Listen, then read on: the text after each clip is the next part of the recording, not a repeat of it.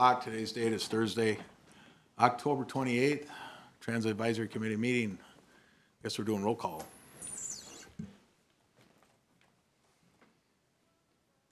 Jen Lambert here? Somebody want to call that roll call?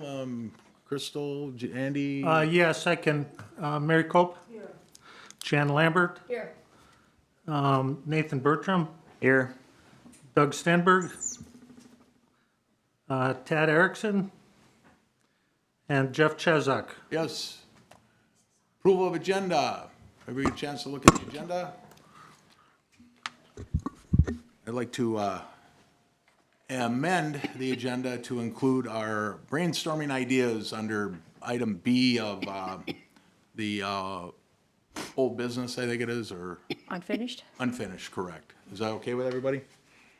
Okay with me. Okay. I'll do a motion to approve the agenda with the addition of B for brainstorming. Second by Lambert, First by Lambert, I'll second. second by Bertram. Any further discussion?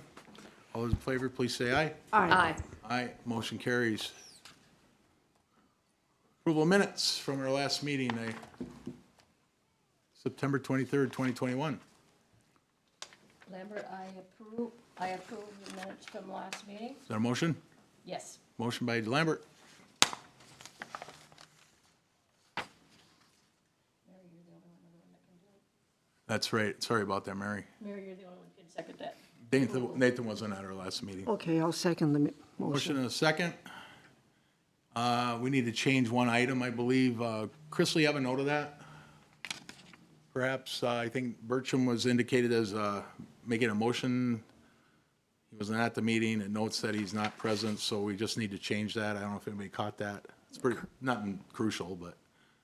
Is Crystal Yes, here? that's correct, Mr. Chair. In the adjournment section, it should state motion and seconded by Lambert and Stenberg.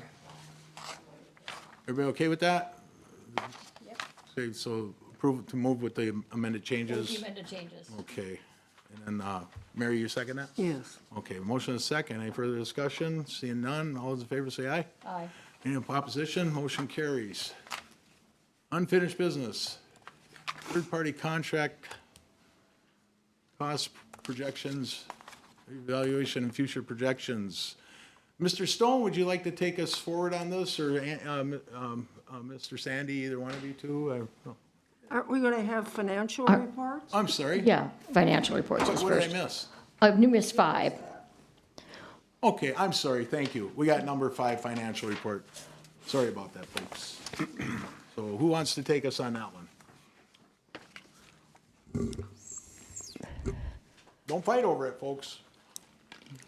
There's not any action on this. It's just in the packet as Mrs. Cope requested the financial reports that our finance department receives or gives to us on a monthly basis. So these will just be part of your packet.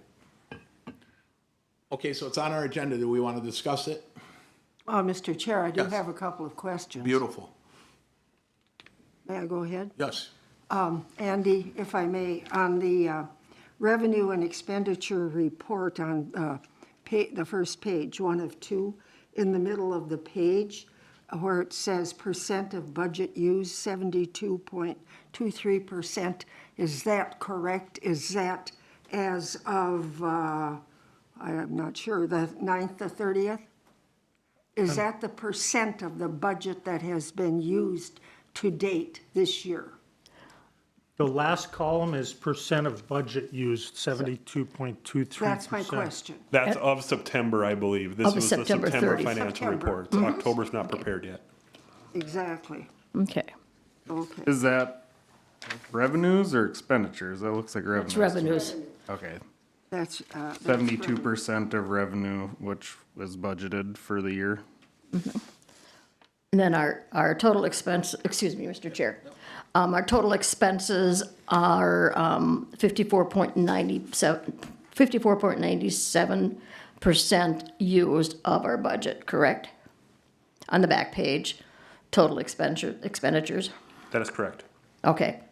So our revenues are doing pretty good. Yes. I guess when it says, I don't know if the correct terminology was used, that would be what we've received. better way to put that, maybe? On the revenue? On the revenue? Yeah. correct. Okay. Everybody okay with that, Mary, or? Yeah, I have another question though, Mr. Chair. Yes. On the back of that page under Fund 203, Transit Fund, the top line, it says, of the Transit Fund expenditures, services, 64.29% used, and at the bottom, total expenditures, 54.97. Can you give a brief explanation of the 64.29?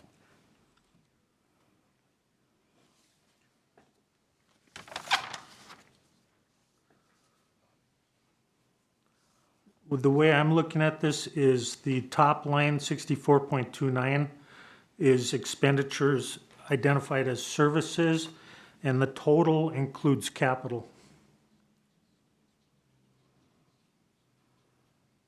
And there's been nothing from the capital outlay. We have not spent our capital for the year, correct? Okay, thank you. Mr. Chair? Yes.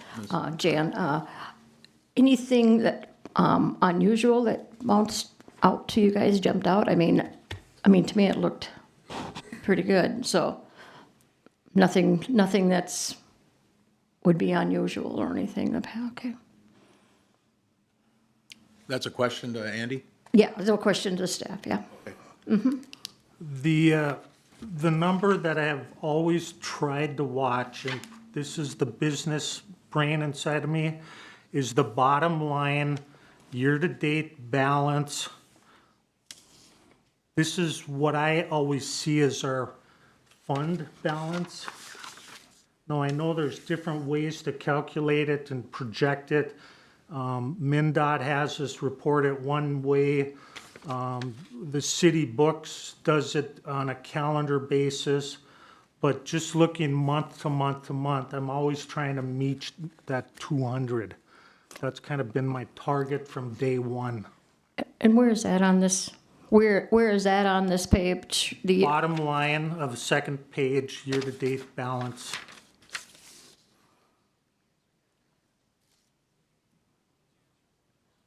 are you talking the net of revenues and expenses? It doesn't Yes. say, I don't see any total year-to-date, am I missing that, guys? It's the net of revenues and expenses. Okay, that one. Yep. Okay, Okay there? I got it, yeah, just different terms, yeah. Anybody else? Yeah, Mr. Yes. Chair. Go ahead, Mary. Under services, under 43361, general liability, it shows 0000, and then the year-to-date balance, which doesn't make a lot of sense, at 1,168,000, and it shows it as a deficit. Can you explain that, please, Andy? That's on page 1 of 2, toward the bottom under services, about halfway down on the page. So a deficit in that category means that's an available balance. So it means if you look at the top lines, it says activity for that month. If you're looking at the 43361, there's 3 lines. The first line is the budget. So under, for example, insurance general liability, it was the budget of 0. And then the month to date is 0. And then the actual activity is the 1,168 for the year, I Well, can you believe. explain that? If we have nothing in the budget, but we've spent that much money, how did we manage? You see that, Andy? No, The insurance? Why don't we just, I don't want to belabor the point, but maybe Andy and Crystal could review it. And I'd appreciate it if, I'd like an answer, maybe on email, and perhaps other committee members would as well. specifically which BSNA account number? The 43361. The insurance general liability shows a budget of 0, but we have an expenditure of $1,168.08. Those expenditures are when we had insurance prior to our new contractor, if we were at fault, we would have to come up with our deductible, and that's what those numbers are. They're deductible numbers. So we probably had one claim in there of $1,000 and maybe a toll that we had to pay for. Okay. Okay. And then moving down to 1, 2, 3, 4, the fourth line from the bottom under rental expense. What rental, excuse me, what rental expense do we have? That's the office space for transit. Okay, thank you. The office space and the two-way tower. Oh, okay. Oh, Anything else, Mary, Jan? Thank you. Okay. Anything from staff? Okay. Seeing that, we'll move on. Unfinished business, third-party contract. Wasn't Andy going to go through revenues, Mr. Chair? Or going to go through, there's more to this. there's a surplus. No? In generating the memo, we had to compile a bunch of information, and we weren't quite sure where to put this graph, but when we look at the entire system, it's really 4 systems. Brainerd, so I pulled out Brainerd's surplus by year, and in 2016, it started to drop. 2017, 2018, and that's when I was concerned about going negative, actually, and that's when we had our fare increase, and that's why it skyrocketed again. Now, with COVID, we're at 100% funding, so I didn't track those numbers because it just skews the graph. But I wanted to show you that the average surplus by year for Brainerd is $19,000 over those years. So we have continued to sock money away year after year after year. Okay. Thank you.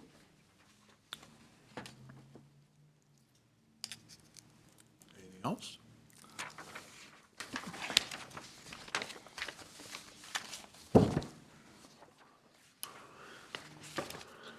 Yep, I think we're okay. Okay, we'll move on. Item number 6, A is third-party contractor, cost evaluation, and future projections. Which one of you two gentlemen would like to start us out on this? I can take it. Yeah, go ahead, because in all honesty, this format is a council format, and it's really brand new to me. Yeah. So I'll learn here, Paul. No, yeah, it's all good. So, what we did here, Mr. Chair and members of the board, we went through and we looked at our old contractual costs that we had with productive alternatives, and we compared it to the contractual costs we're now paying Blue Sky. And we looked at some comparisons, how our current ridership is increasing month to month, and when that break-even point would be. So I'll walk you through the memo step by step and how we thought about this, and then we'll take questions after that. The first thing you'll see in the memo is an explanation of why we're doing this. This was requested by the city council that we look into this. And so Andy, Crystal, and I sat down for about a 3-hour meeting on last week here, and we just looked strictly at the numbers. So the first paragraph under contractual expenses, our productive alternatives contract that we held for 3 years had an average, had a total 3-year cost of $2,119,000 and some change. That's an average yearly total of about $706,000. That's just the 2 million divided by 3. Obviously, you all know we moved forward with executing contracts with Blue Sky Transit. The total 3-year contract total of $3,511,000, which is an average 1-year total of $1,170,000. So is what we're really looking at is the difference between contracts, and that was approximately $463,990. We get into how we're funded typically on an average year. Obviously, we all know that COVID presents us with 100% funding for 2022. So we did this memo based on a normal year that we would see before or after COVID, and we go back to an 85% operational grant and an 80% capital. So if we were to take that difference between the two contracts of $463,990 and take 15% that we're responsible for, it comes out to that $69,598.62. So that's kind of the number we've been working with. That's the additional cost we're trying to cover. So the city has contracts with 3 outside agencies, as you know, Baxter, Crow Wing County, and Pine River. Baxter covers 12% of the 15%. Crow Wing County covers 35% of the 15%. Pine River covers 7% of the 15%. And Brainerd covers 46% of the 15%. So in just Brainerd's world, that 46% of the 69,000 equates to 32,000 and a little bit of change. A little bit over $32,000 is what we're responsible for in the increased cost. So moving through this further, we have the total ridership between 2016 and 2021 for Brainerd's system listed. So 2016, 47,223 total rides. 2017, 46,426. 2018, 44,571. 2019, 39,904.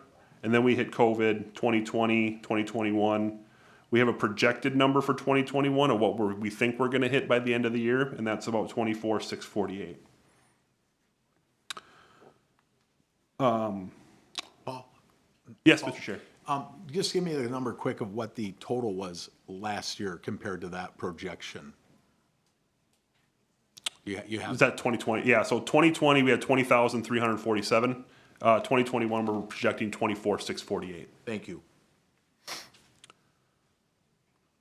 So we looked at a trend line of the ridership increase month over month, and we found it to be approximately 8%. So every month, based on the previous month's number, we're seeing an 8% increase. So for example, January 2021 saw 1,556 rides on Brainerd's system. We were trying to be a little conservative, not using that 8% number. We went back and we just evaluated things at a 5% month over month increase to help give us more of the worst case scenario. Using that trend line, a month over month 5% increase, we're projecting our ridership would recover from COVID by about June of 2022. That's utilizing the 5% trend line and a starting point of January 1st, 2021 of seeing a 5% increase month over month. Getting back into revenues, as Andy just pointed out, in the time between 2016 and 2019, Brainerd's ridership, we covered a total local share of our cost, and then we also had some surplus. So in 2016, we had 23,255 that we banked into our reserve account. 2017, it was a little less, 7,395. 2018, we had a little less, 4,622. Then we had a fare increase in 2019 that brought us to a surplus into the reserve account of about $40,787. So on the average between those 4 years, we had an average of $19,000 that went into surplus into our reserve account. Mr. Chair, Paul, 2017, 2018, was that the gas? Was gas high during those years? Gas was fuel? high, and you'll also see a decrease in ridership Okay. back in 2019. 2018, we saw 44,571. 2019, we saw 39,904 rides. So we had a fuel cost and decreased ridership. Okay. Did we get anything for 2020? Was that a deficit? You show it through 19.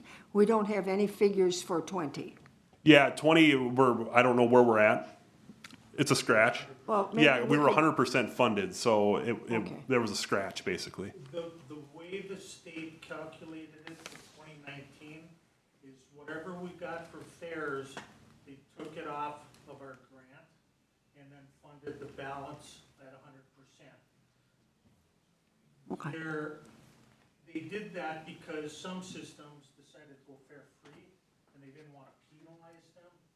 But looking forward, in essence, they're penalizing us because we kept our fares, so there's adjustments happening. If I could interject one other thing here, in 2019, that 40,000 was not all a fare increase. That's also the year we eliminated the express route. So all of those rides that were at $1 became a higher fare. So that's in there also. Okay. That's assuming that all those people that typically rode the express then went to the typical dial-a-ride. I mean, you can't track that. I'll make that assumption. With the state funding everything in 2020, do we still have the figures so we would know? In other words, pretend that it was us and find out how 2020 would compare with the other years there on any surplus or deficit. For comparative purposes, we Yeah. could generate those figures, yes. It'd be interesting But to I know. haven't generated them because without the request, it's not required for me to do it for the state. It's No. not an issue. Mr. I'd be happy to do that. It would be a good thing to know. I think it would. Mr. Chair, excuse me, Mr. Chair, are you done here? Are you done? Excuse me? Did you finish? I'm sorry. Did I I interrupt you? didn't want to interrupt you. Okay. Go ahead. Yeah, so, Andy, I was just wondering if, I'm looking at the operating statistics that we have, and I see we have some in, from September 2020, August, and that, and I see that they're very similar to what we had in this year, August and September. Is that What are you looking at? on the stat rep? I know That? it's totally different. This is where it gets Yep. confusing. That Okay. is system-wide. Yep. Okay, then I won't even, excuse me, Same Mr. is Chair. true with, when you look at the financial statement, it's system-wide. To look at Brainerd, it requires a lot of math to back that number out. Okay, no, thank you. I just wanted to make sure it's in the right place. You have more in your letter? Yeah, yep, Okay, so. Go ahead, Paul. Just one other thing while we're here. There's a rumor, and I don't know how accurate it is, but there's a rumor that Pine River is seriously considering leaving the system. Now, they're only accountable here for 7%, but 7% is 7%. Have you heard anything about that, Andy? What was the first question? Well, Pine River's there's a looking at rumor leaving. that Pine River may be leaving the system. That is just a rumor. Okay. The last time I spoke with them, they're happy with the service. We always discuss what it might look like in the future. In the past, they've entertained dropping a day of service, but their residents, it's something, I won't speak for their council, but it's my understanding that they're happy with the service. If you've heard something else, unless it's from their council, I would suggest it's a rumor. I would add that if they did drop their service, we don't have that expense. But Correct? we don't have the revenue either. It's 6 of one, half dozen of the other. You want to continue, Paul? Yeah, I can continue. So getting back to the revenue portion, we talked about the 19,000 on average that we were surplus before COVID between 2016 and 2019. So looking at that $19,000 number at an average fare rate of $1.75. Now this includes, and Andy, you can cover how we came up with this number, but it includes our fares as kind of a conglomeration of Brainerd to Brainerd, Brainerd to Baxter, all of our same day rides. It covers everything. So we tried to make an estimation of what that average rate would be instead of breaking out all of our rides of where people are going, because that would be an analysis that would be frankly very time consuming. We averaged that at about $1.75. So what that means is that prior to COVID, we could have had approximately 10,000 less rides in Brainerd and still break even. That means we wouldn't have a surplus, right? So So on average, Brainerd would only have needed about 34,000 rides a year to break even. And in those years, we were at 44, we were at 43. So we were surplus in the rides and the fare department. So as we talked above, so we're responsible for $32,000 in increased cost from the existing or the old third-party contractor to the new one. So now this is based on if our ridership returns to the 2016 through 2019 average of approximately 44,000 rides per year, which we estimated to be approximately June, mid-year 2022 at the current pace, where we saw that surplus of $19,000, we would now need to basically cover another $13,000 to break even. And that's taking the 32,000 minus the 19 that we were in the surplus. That $13,000 is what we would need to break even. All right? It's about $1,000 a month. By looking at that, and this is kind of the numbers, what this all kind of boiled down to is we kind of tried to backtrack how many more rides we would need to add on top of the 44,000, or what a fare increase would need to be to cover that additional $13,000 in local cost. What we came up with is we would need to add another 7,500 rides a year to cover the increased contractual cost, or we increase fares by 30 cents. Those are basically the two items that we tried to get to by looking at history, looking at our current trend line and how our ridership is increasing, and making sure that we have assurances in place that we could cover this increased cost in the future. From staff side, we always thought that this number would be, a very attainable number, and this shows that it really is. It's really not a huge overcoming figure that we won't be able to overcome. And we have two different options. We either put in the legwork and increase rides by 7,500 a year, which I don't think is out of the question, or if that doesn't work, a fare increase of a quarter will get us really close. And so that's what we were that's why we provided this analysis to you to kind of show that while we had a surplus in 2016 to 2019, we're still going to be responsible with the new third-party contract to cover another $13,000 on top of that, which means that we would need to either increase rides by, advertising, getting out in the public, or increasing fares. And that kind of leads us into the next conversation. I think you added onto the agenda we can provide this to the council to see if that's the satisfying part, or if you guys have an action you'd like to bring forward, whether, it's ideas to increase ridership or a fare increase. I think those are our two options. But we're talking about 7,500 rides or about a quarter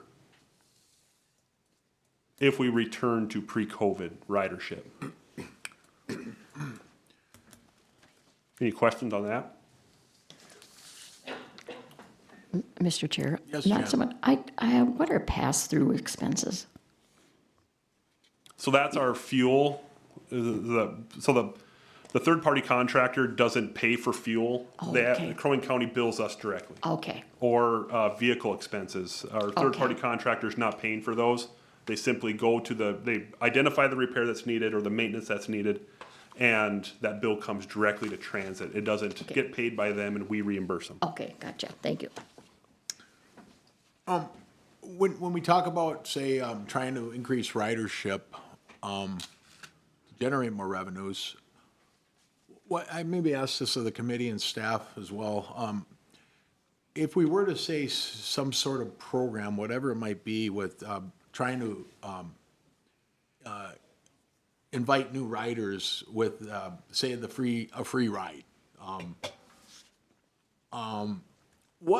Do we see a downside to doing that? Obviously, you're not collecting a fare; it's a ride. It takes, the bus has to travel. You pay drivers; they're already out there. Is that an increase to cost? I don't see how that does, but I'm just throwing it out there for kind of an idea. I know we haven't got to the amended item here yet, but I think this does carry into our next item B that we amended the agenda, and I think we might as well just start on that regarding the brainstorming ideas that we talked about last time.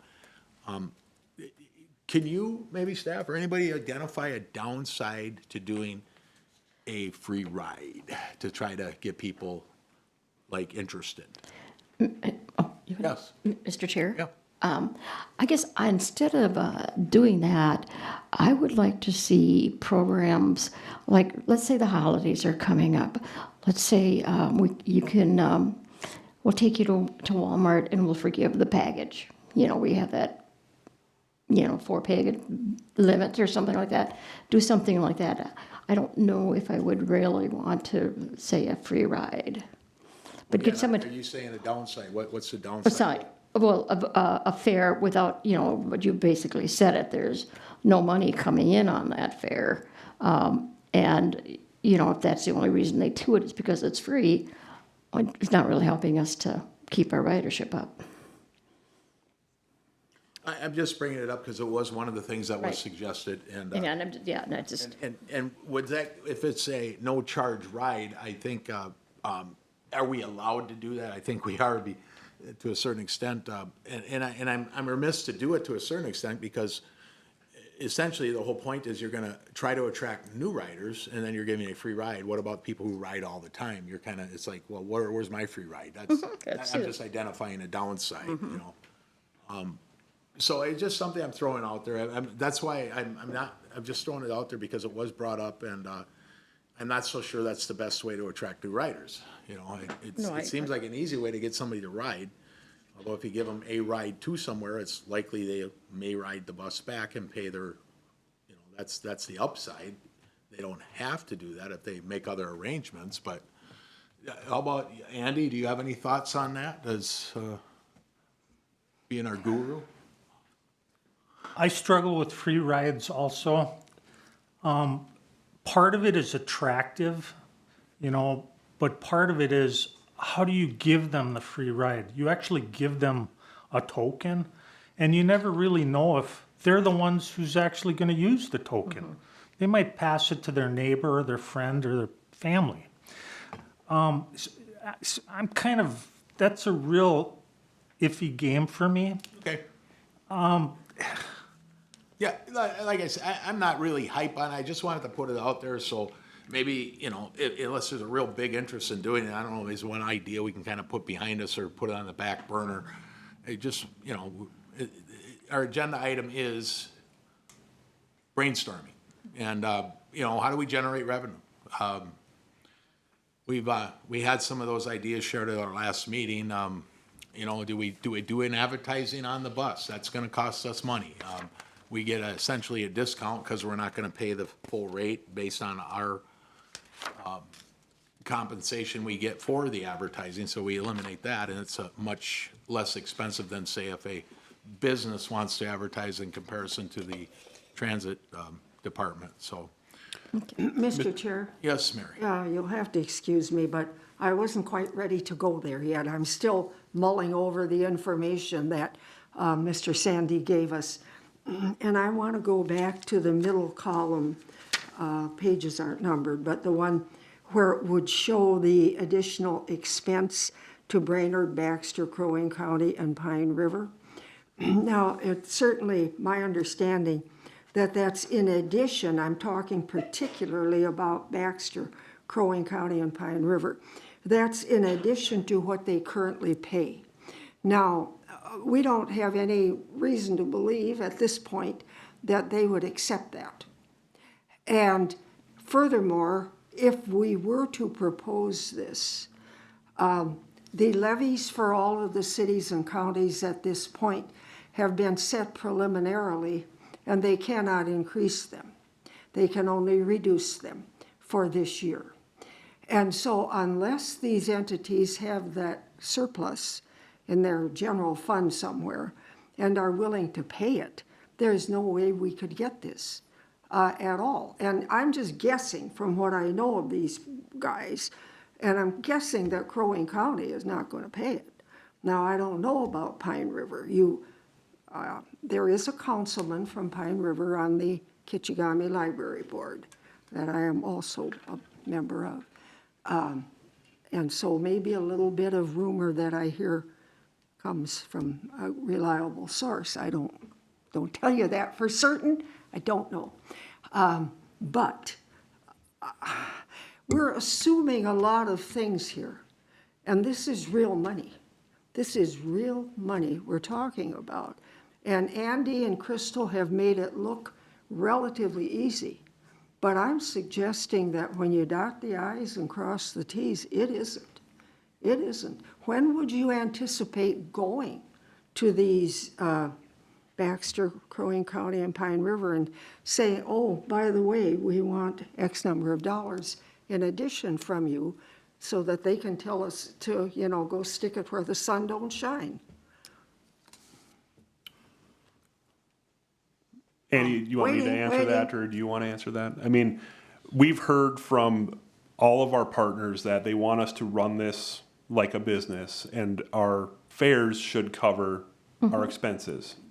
And Yes. we're the owner of this system, and if a fare increase is warranted, I certainly think that they would look at that, and that's how you cover the additional expenses. So you're saying in order to, for example, Crow Wing County, what is their fare now? $4. So they would have to figure out how much to raise. We would recommend a fare to them to cover okay. their expenses. Okay. That's how it's typically been handled. And they've been very willing to increase that based so they don't have to levy money. It's $4 on, in advance, it's double that same-day call-in. Okay.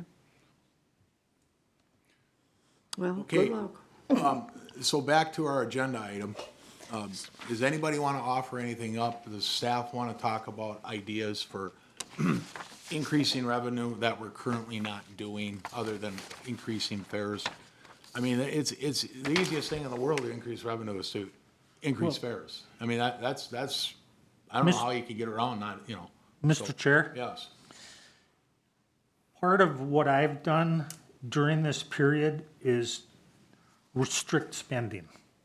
Okay, if you go back and look at line 43340, advertising and marketing, there's 9,000 in the budget, and we've spent only a couple of thousand on brochures, basically. Now, in the past, I have earmarked money for radio advertising. I am hesitant to do it because I'm still in that pinch pennies mode, but perhaps the TAC feels it might be warranted. Let's move ahead with it, or just keep pinching pennies. That's an option. Mr. Chair, this is Jan.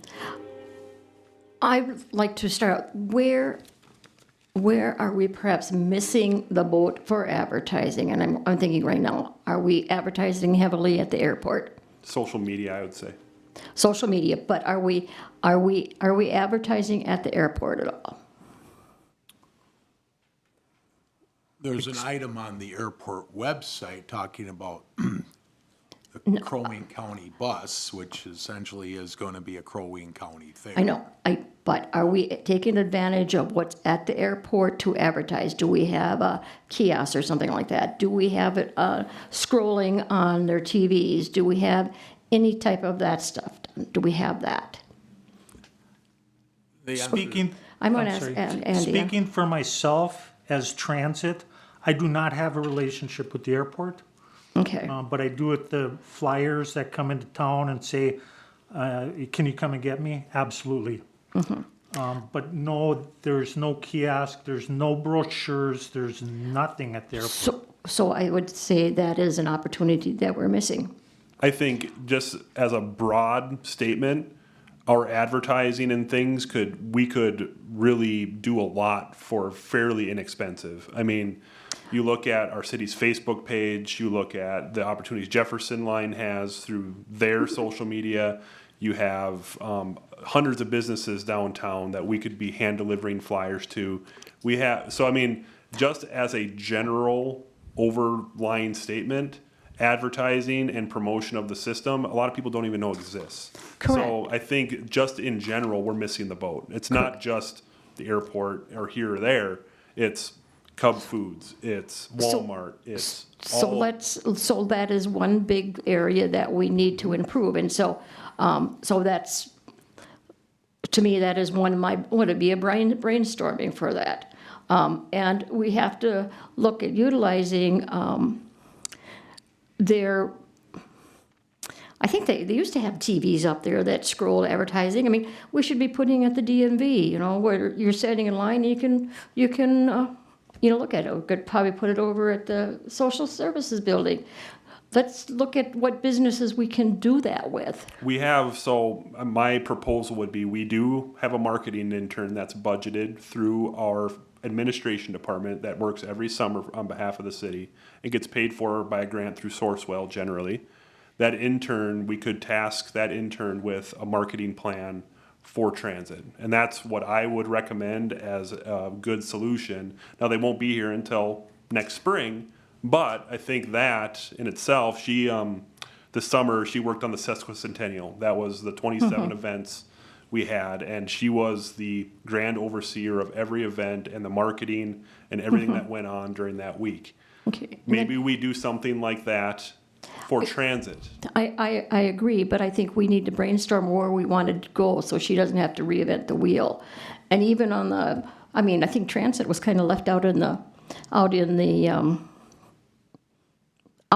that centennial. We weren't part of the marketing anyway, very little. So I think we need to utilize what we have. We need, as a committee or as a staff, we need to start writing down where companies that we would like her to start, so she doesn't have to go around and call and say, hey, can we do this? But, so that would be a start. And that's the spring, so it would give us, 4 months, 5 months to at least get a part of that going. I think that's just a small piece of it, businesses. I know. I think there's there's a lot more that we could be doing than just looking for businesses. Well, no, but I mean, that's what we're brainstorming, so that's one of my business, that's one thing that I think we need to utilize. Mr. Chair, what is our primary ridership now? Is it groups like Progressive Alternatives and St. Francis? And what is the majority of our ridership? Has it kind of changed from picking up people at their home, to group? Or what is it? During COVID, when our ridership dropped, a lot of the sheltered workshops, the schools closed, the subscription and contract fares, those rides also dropped. It has always been approximately 20% of our rides. For a rural transit system in Minnesota, we do a good job transporting the general public. 80% of our rides are general public. Okay. And that's what a lot of them we lost. Are there more groups that we might reach out to? So, Not sure what you mean by groups. Like Well, such yesterday, I as St. spent 6 Francis hours and- at CLC. And productive, are there, I'm kind of out of the loop on that. I but think Are there homes with lots of people in that might use it? may I tack on to yours, Mary? I don't care, I just like an answer. Yeah. I don't care who answers it. But no, I want to tack on to what Mary's saying about, and help me if, I know this is a tricky thing. Can we advertise, or can we say, like the Annie's daycare, can we say we can bring you up to Brainerd for a busload of kids? Can we do that, or We is do that? that. We can't? No, can we do that? Can we go to? do that now. No, I understand that. But all the other daycares, can we go and present them the same? If you're gonna have a big project, if you're gonna have a big day trip or something, can we do that without running into Charter. charter service? We can do that. As long as they're not directing the operation. So in other words, it's a shared ride. It has to be during our service Hours. time and service area. So we cannot take a trip to St. Cloud to look at a pumpkin patch. That's outside of our service area. But we transport, I believe, 4 kids right now. Annie's is one. The church, Trinity, is one in the summer. So I am trying to get as many of those rides as possible. So we can't, so that is one other avenue that we can reach out to. As long as it does not violate charter Charter, rules. that's okay. Yep. Okay. Mr. Chair, what I would recommend is that you direct staff to come back with some sort of marketing strategy, and it would identify the businesses that we could target.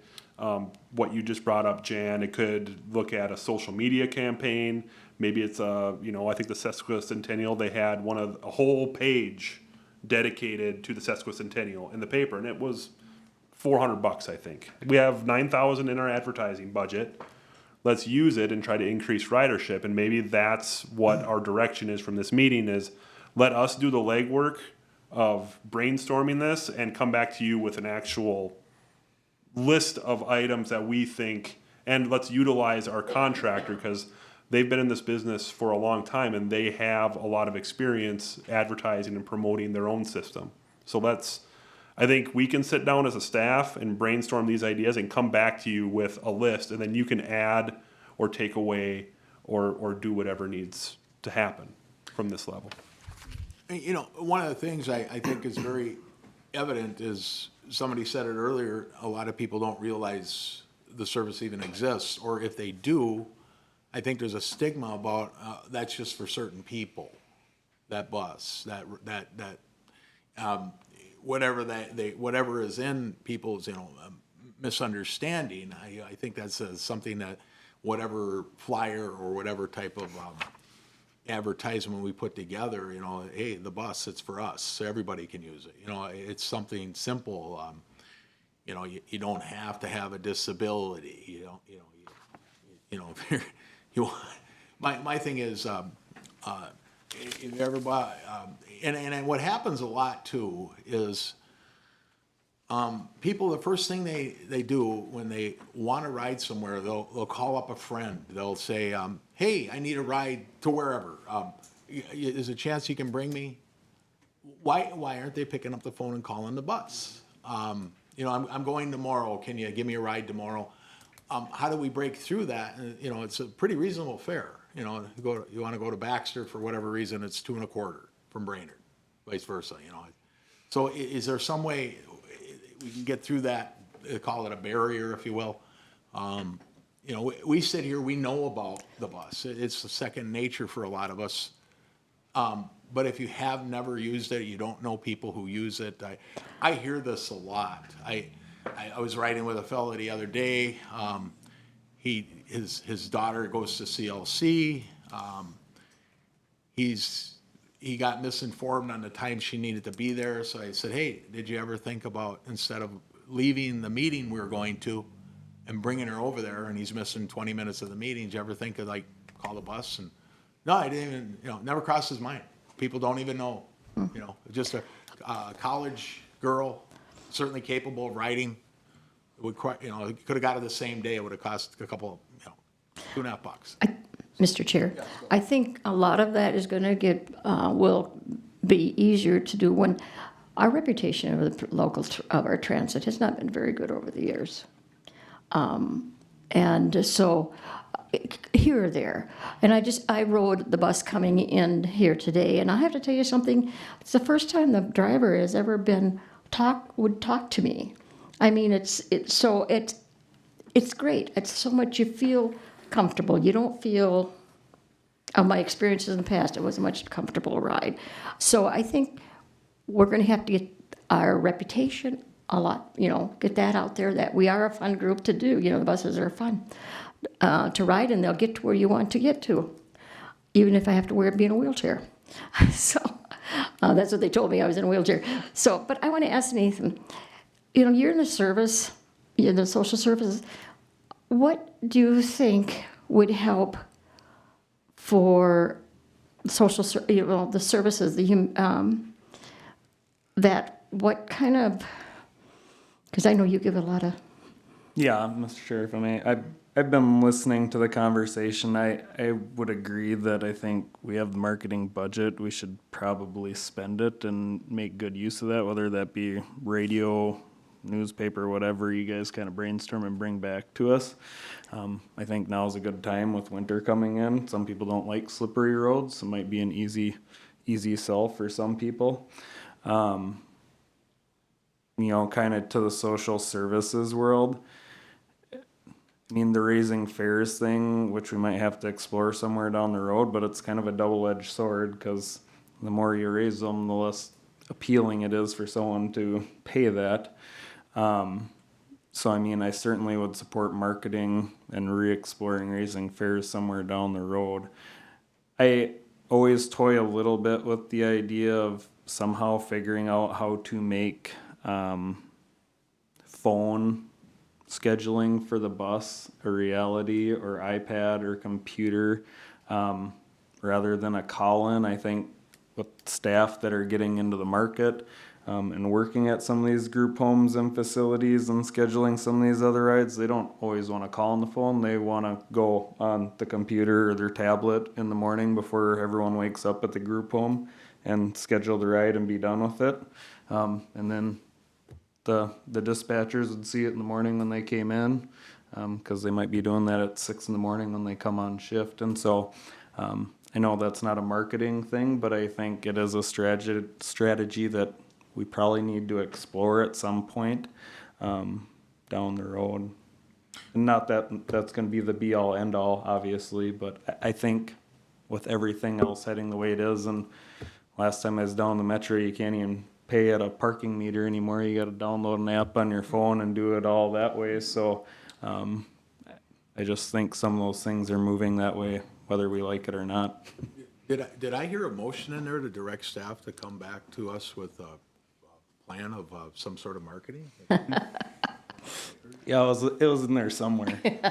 No, I think that was a good idea, and I think we can sit here and try to brainstorm all evening, but I think they're kind of the experts, and let's let them think about it a little bit and bring back some ideas. If you, Mr. Chair, I would interject, though, that I saw on the news that the ridership in the metro area on their buses and light rail and all is way down, way down.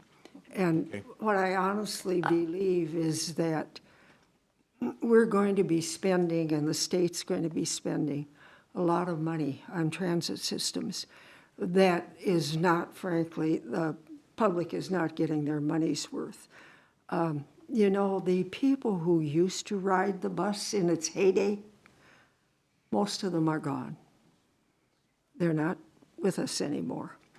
And the people who are getting old now probably are not going to ride the bus. They like Uber. They like, what is that other one, Lyft or some such word? Uber. They like those things. And when I've been in the cities visiting, I've used them. And they're wonderful. You call them, you have your app on your phone, you call them. They're there in minutes, seconds almost, depending on, you know, and they're quick, they're polite. You're not in with a lot of other people, you're usually by yourself. Their vehicles are nice. I think that's a trend of the future. I'm sorry that we're stuck in this 3-year contract, because frankly, I think the trend is going to be Uber, Lyft, that kind of transportation. And so we can brainstorm and we can have a sales plan, we can do all of that. But I think it's a shot in the dark, and I think ultimately it's not going to, we're not going to get the bang for the buck. We're spending a lot of money, and some of us who've worked all of our lives are not real happy about that, because we've pinched pennies just to exist. So can I assume then that you wouldn't be in favor of staff coming back with a plan? I guess, I don't know if I Mr. Chair, would or may I not, make a but second? I would be in favor of having this committee, Go ahead. maybe exploring some other options. Mr. Chair, I guess I would like to make a second on Nathan's motion before we do any further discussion. So, But we haven't had a motion yet. oh, Nathan did his motion. Did you He's- make a motion? Yeah, I motion that they brainstorm and bring Yeah, back and ideas. You want to make a second? I want to make a second, then we can have discussion, if that's okay? Motion and a second, is there any further discussion? Do you have something more you want to add? What, for myself? Yeah, I guess what Mary's point about doing the app, I think, and like what Nathan said, we're going to have to do sooner than later. We're going to have to look at the ability to do this on an app. So I think that would be something else I think maybe staff should be looking into within the next few months. We should see how we can go ahead and do that. So, and I think I'm going to just say with Uber, you know, just like cabbies, the attacks on them have increased too. So, you know, okay. Yeah. Mr. Chair? We have a motion and a second. Is this relevant to the motion, Andy? He didn't hear you. Well, Is it's it relevant? continuing, yeah, no. Okay. Yeah. Anyway, we can have more discussion. But I would just say, all those in favor, please say aye. Aye. Aye. Opposed, please say aye. I'm going to abstain on it because I don't have enough detail Okay. on what he's Motion carries. proposing. Let's see, we got, okay, so we move on to 7. Andy, did you want to share something? You're certainly able to at this time about what was just discussed. Andy? Is there Yeah, I'm anything you want- sorry, you're faster than I am. We're on agenda item 7. Statistics? Transit operating statistics. These are familiar documents to you. I used to present them at every TAC meeting, and since we're talking about historical numbers, these are also in graphs, but I wanted to show you month by month by month over 3 years what it looks like. So in 2019, for total passengers of 5197, it dropped to 2692, which is roughly in half. And then now it's at 4198. So that's where our comeback is happening. This is where our trend line is coming from, that 5%. We have been increasing all summer, roughly, you know, sometimes 8%. When the schools started, it jumped to 15, but average we're 8, and our forecasts are all based on 5. That's all I have. Anybody want to ask about statistics? Mr. Chair? Yes. It's Jan again. Sorry. Who else it would be? Okay, Jeff, I got the hint. You know, help me remember, when we have a rider with an attendant, does that attendant also have a fare or not? It is mandatory that attendants ride free. Okay, That is statute, that's law. okay. That's what I need to know. Just out of curiosity, not that I'm interested, but if we had a free ride, would that count as a ride in statistics? That would have to be a question I pose Okay. to my project manager. Okay, The only other thing I'm looking in here that might get lumped under number 7 is the, Crystal spent some time pulling out snippets from the comprehensive plan.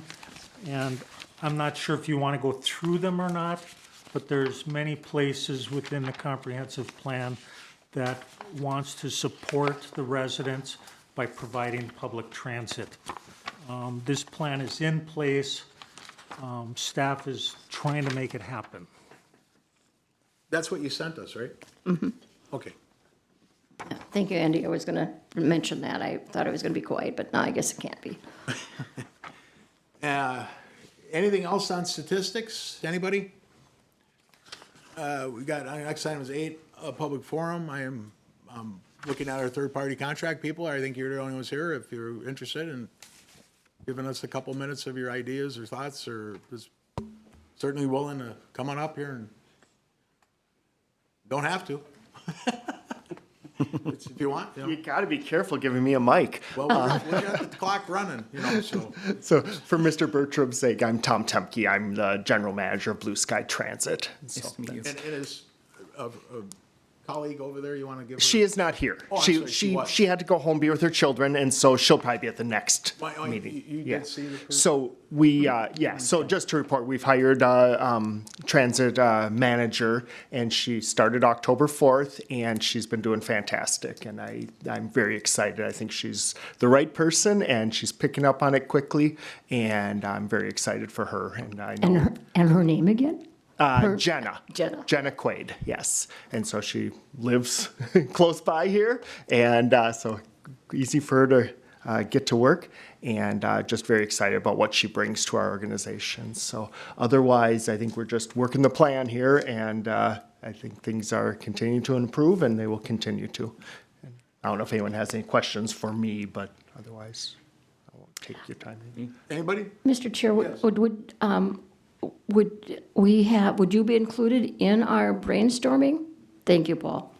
The brainstorming, your hand, I'd Janet, be or- very happy to, Yeah, so- yes. And I think we can bring some resources to the table as well with our organization that we'd definitely be willing to step in here because it benefits everybody, so.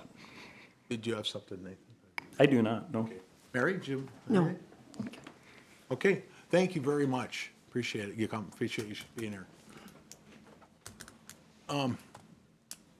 We have 9 committee members' comments and questions. Anybody want to say anything here about relevant to our transit Yep, service? may I? This is, about the voicemail when we can't, when you can't answer, could we change that? Can we change it to say this is the transit office, we're unable to take your call now, call back in 5 minutes?